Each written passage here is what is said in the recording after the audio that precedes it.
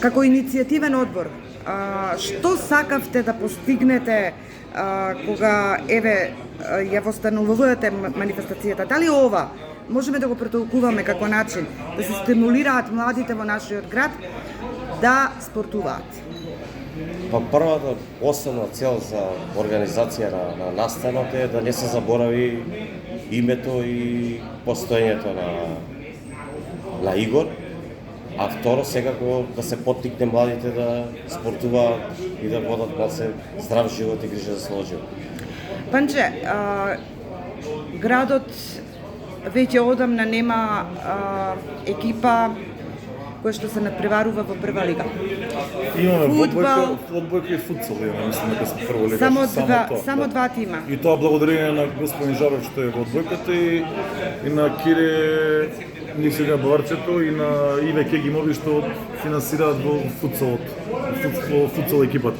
За жал, од најспортски град во Македонија сега сме на маргините на спортот, меѓутоа тоа не значи дека нема да се дигне. Значи, Велес порано имаш и професионален бокс, не знам дали постои клубот. Заборив да ги спомнам и борачите кои што стварно скакорот се бори за нив, работи макотрпно со неговиот родител, со цела негова фамилија. Единствени сепак постои бројното затоа што они се ентузијасти како фамилија и како толку години во спортот. За жал другите спортови, ракомет за жал веќе и немаме. Згасна рака борец, еден од најголемите брендови во Македонија кога збориме за ракомет, поранешен шампион, поранешен освојувач на купот, поранешен учесник во прва југословенска лига, што тоа е било ретко.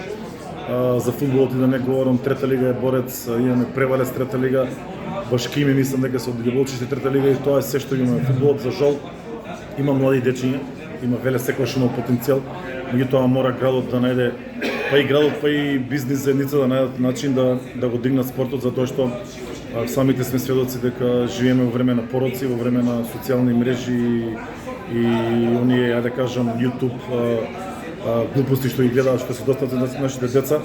И само преку спортот и преку музиката, културата може да изградиме здрава младина.